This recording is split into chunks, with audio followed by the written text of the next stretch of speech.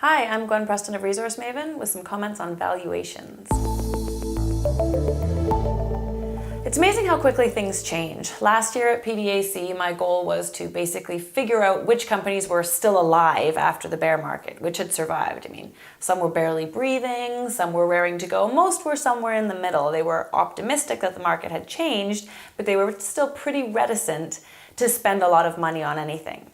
As a result, valuations were, not surprisingly, very low. Projects, companies, portfolios were going at a fraction of their supposed valuation from a few years prior. Today, just a year later, it's amazing how quickly things have changed. For example, let's take two companies that are dealing for land packages in Nevada. One company is doing a deal for a land package with a historic mine where permits are still valid, metallurgy is proven, recoveries are good, and the exploration potential is fairly guaranteed because of long-standing exploration information and personnel that are still involved.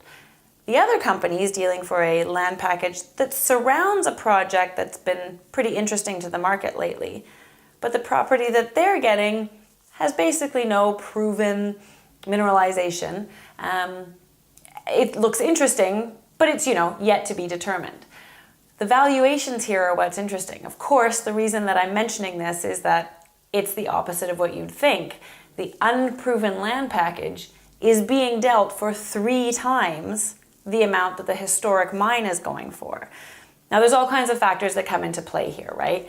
There's the management. How do you put in a valuation on the management team that's getting involved? How do you discount a historic mine or an asset that missed the last exploration cycle for some reason? How do you account for the value of an area play, the project that's near that land package that's really interesting to the market is significant, but to what degree? So it's very difficult for me right now to pin down fair valuations. When that question arises, though, you go back to a different thing, which is, what's it all going to look like once the dust settles? By that, I mean, what's the share structure going to be like once the deal closes and this thing is actually up and running?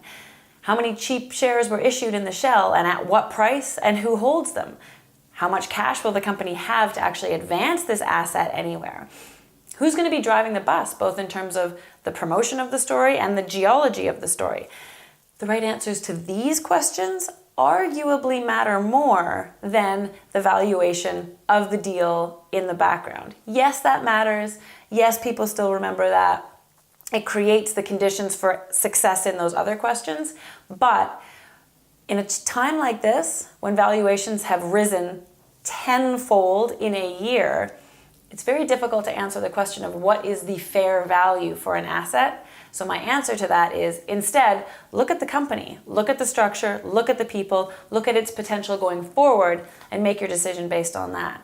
And as a final question, who's investing at the same level as you are? If there's good shareholders getting in at the same price as you are, chances are they see opportunity in the asset, and that's significant.